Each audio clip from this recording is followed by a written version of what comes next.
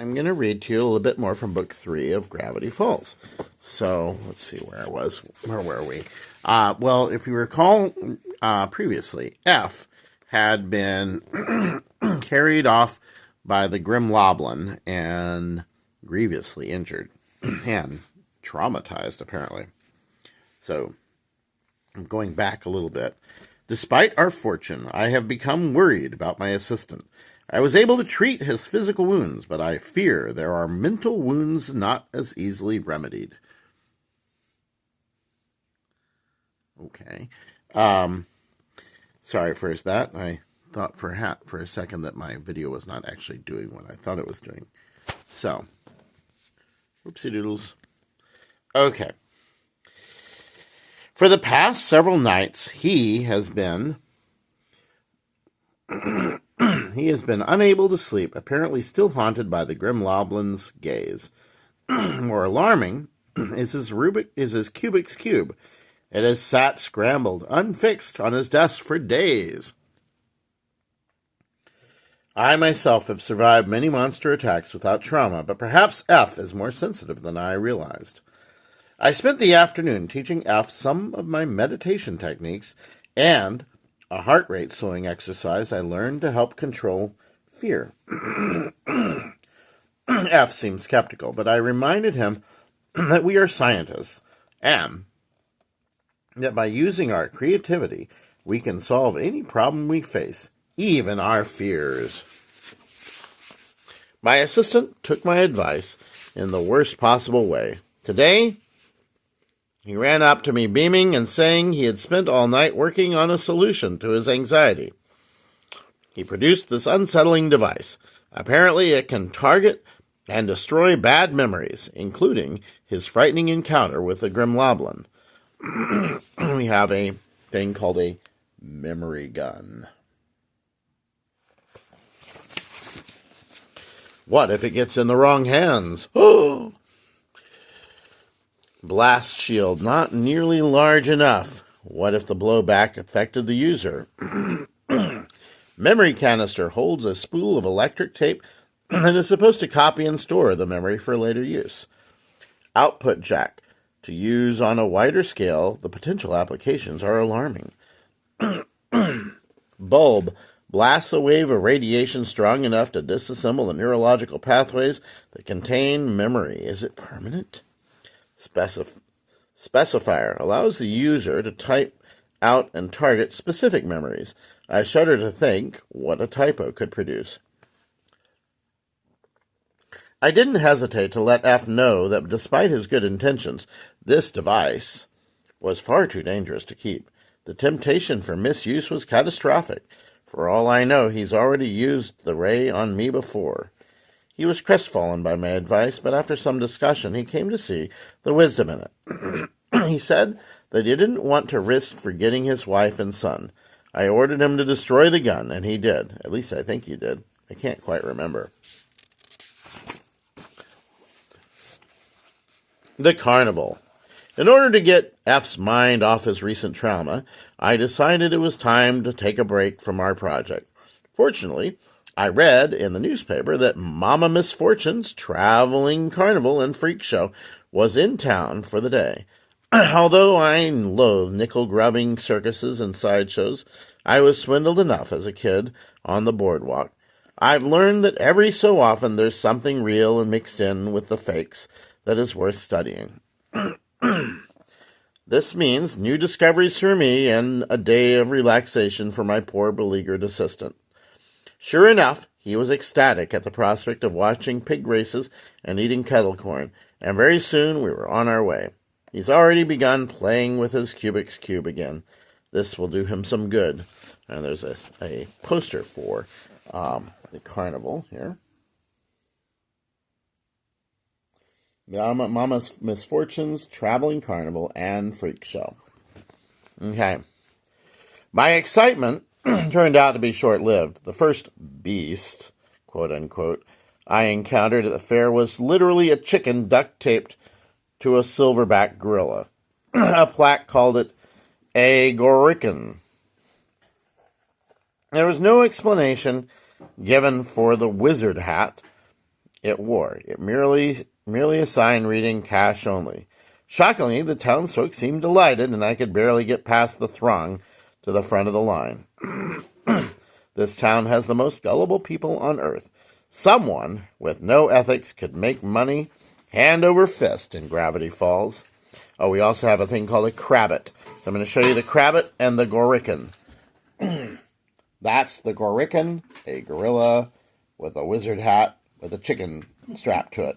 And here we have a crabbit, which is a crab attached to the back of a rabbit, apparently. The palm reader. F was clearly having the time of his life. He had just bet on a pig race and won first prize by using advanced probability calculations. I noticed a palm reader and was galled to see how long the line was to this obvious charade. The dim intellect of the citizens of this town continues to astound. I pondered how gratifying it would be to publicly expose such a charlatan and realized that I had a rare opportunity. Surely this palm reader had never seen a six-figured hand like mine. She'd likely be so stumped by my extra digit that I could expose her for the fraud she was. I walked into a darkly lit tent, smelling of incense. A strange, gnarled crone waited at a rickety table. She seemed to have a collection of severed hands in a cage, but it may have been the light playing tricks on me. When I sat down, she quickly grabbed my hands and said, "What took you so long?" Lixer, I think it says, or Sixer. Oh, what took you so long, Sixer? I understand now. I felt a chill run down my back. How she knew my childhood nickname was beyond me. Before I could muster a response, she opened a pack of tarot cards and lined them up on a table. When she saw the results, she shrieked and looked at me with a great and pained sympathy. Someone very close to you is deceiving you. You have chosen the wrong allies. You will live 2 lives, and both of them too short, unless you change now.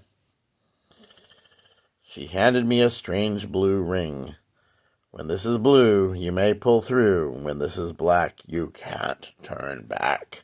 All right, we have pictures of the palm reading hut, the palm reader, the 4 tarot cards, and the ring.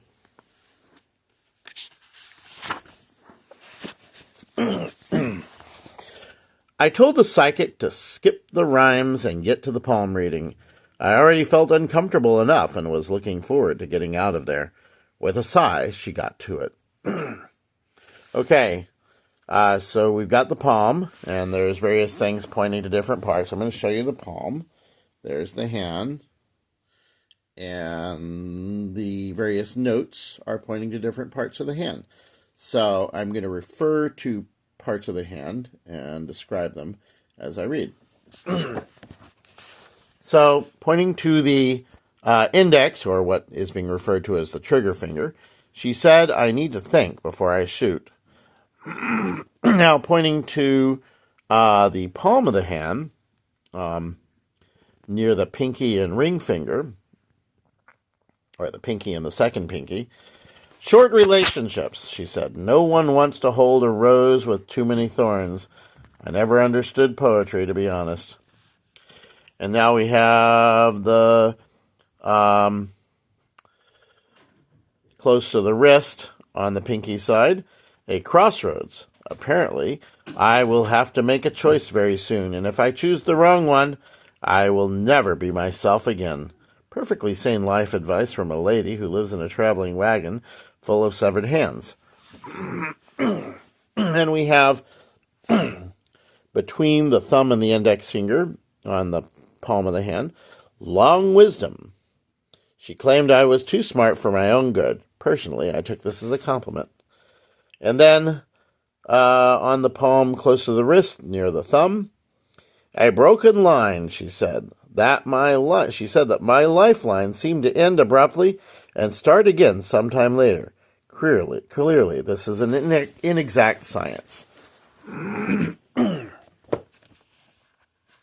She also said that my extra finger did indeed make me special, and that if I wasn't doing anything else, maybe we could get some drinks. She was flirting with me. That clinched it. I grabbed my things and got the heck out of there. Clearly, breathing incense for 50 years had damaged her brain. Okay.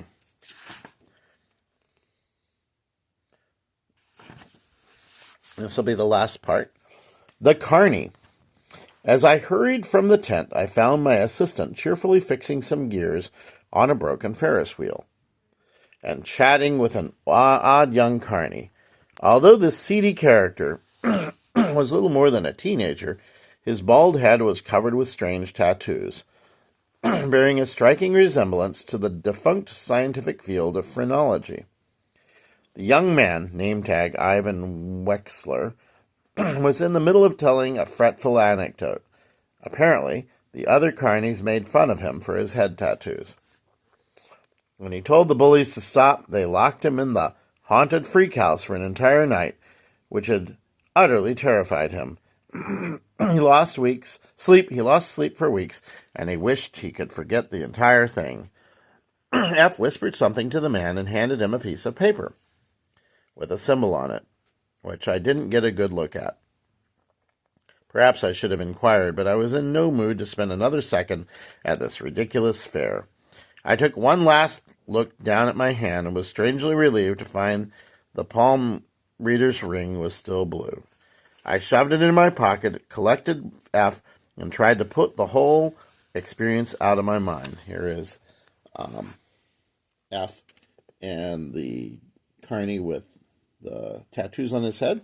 And this is a phrenology map, which is supposed to tell you your fortune based on bumps on your head. Palm reading is ridiculous. I can't believe I dignified that crone with my time. Then we have a chart here. The ancients made primitive charts like this to predict the future. Even this was more advanced than palmistry. May want to study up on ancient forms of prediction. That'll show that witch. And that is where we'll stop tonight. I love you, and I hope you sleep tight, and don't let the chappies bite. Mwah. Mwah. Mwah. Good night, Devin. I love you.